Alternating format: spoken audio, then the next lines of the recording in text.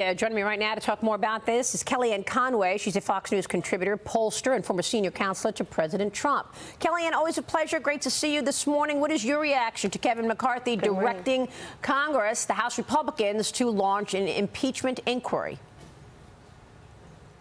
The speaker is doing the right thing, Maria, and he's doing it differently than Nancy Pelosi did it. And America knows that because they lived through the two Trump impeachments where they had a conclusion in search of evidence. Conclusion is impeach Donald Trump, and then we'll find the evidence. Remember those closed-door hearings? Remember Adam Schiff coming to the hearing and lying under oath, pretending, mocking Trump in some conversation. I happened to be with the president that day, and he said, what is he talking about? When did I say that?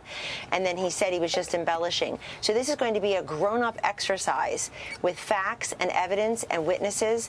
And at the very bare minimum, what if Speaker McCarthy just directed an impeachment inquiry into the areas where we know Joe Biden has lied to we the people? If he just stuck to that, we would learn some new information. So, for example, 51 intelligence officers lied when they signed a letter saying that Hunter Biden's laptop had all the earmarks of Russian disinformation. Joe Biden compounded and repeated that lie on the debate stage next to Donald Trump. Right. So nobody on TV is under oath, pro tip. However, for we the people, assessing the two presidential candidates, it's incredibly important that one lied to us. We need to know why. We now know 20 different calls that Vice President Biden was on. We know that he lied in front of America by saying, I don't discuss business with my son. He allowed him to fly on Air Force Two to China, to Ukraine. So the list goes on and on. By the way, an impeachment inquiry is just that. And these 5 Republicans who say that it hasn't met a constitutional standard, that's just not true. Let's put the politics aside. Let the facts go where they are. Last point, we have 3 congressional committees that have already uncovered information. Judiciary, Oversight, Ways and Means. Yep. Let's dig into that and see where everything goes. Yeah, and we're looking at a graphic of the Republicans who have publicly stated that they did not support an impeachment inquiry. How important will this be for their re-election campaign? I mean, they're claiming that they're not there yet. That's Ken Buck, that's Dave Joyce, that's Don Bacon, that's Brian Fitzpatrick, and Mike Lawler. Well, I've heard some of their reasons, and, respectfully to them, it's not compelling based on everything that we already know, which is, of course, the tip of the spear.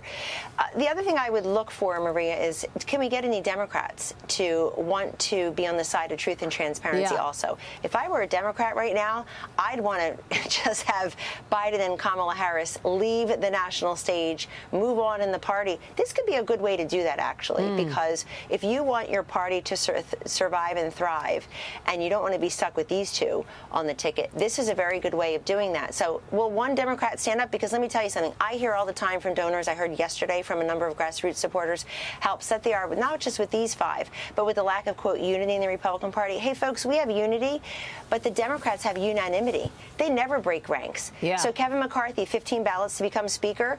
Hakeem Jeffries got all 213 votes from the Democrats for Speaker, all 15 ballots. None of them voted for the Tax Cut and Jobs Act. All of them voted for the Inflation Reduction Act. None of them voted for Amy Coney Barrett, more qualified than most of the senators who were hounding her.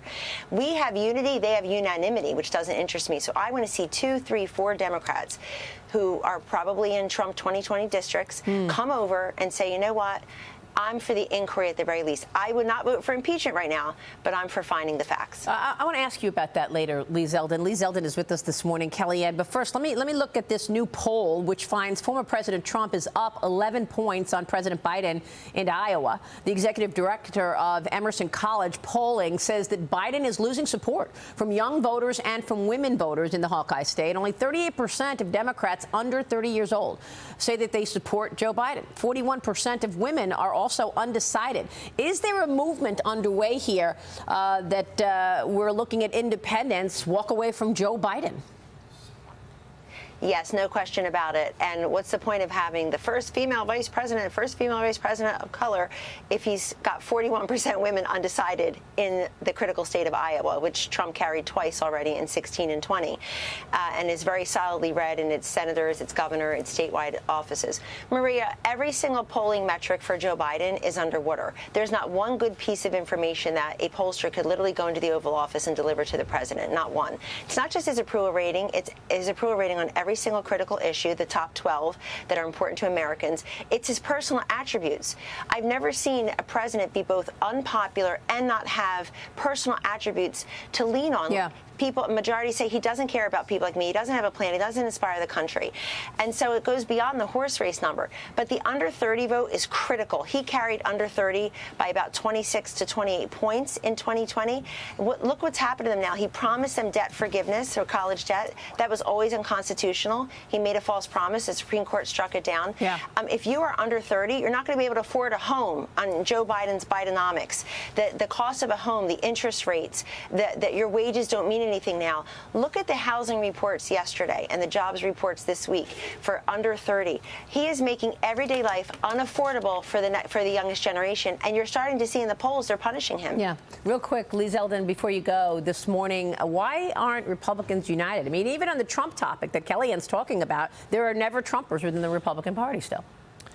They come from districts maybe that Joe Biden won in 2020, and they are making their own calculation. Yeah. And I think it's just important to lean into the facts. It's harder to take a position that maybe you have to go out and explain heavily to your constituents. Yeah. But what we need is all 435 of the House who are Republicans to be stepping out with the truth and the facts. That's all we're asking for. Work hard, give 100%. Krisha, Democrats don't do that. They get all in line. No, again, they don't do that. They fall in the ranks, and I'm glad we're holding those Republicans who are not in favor of the impeachment inquiry accountable. Lee Zeldin, Krisha Lenzo, great to see you both. Kellyanne, always great to see you. Thank you so much.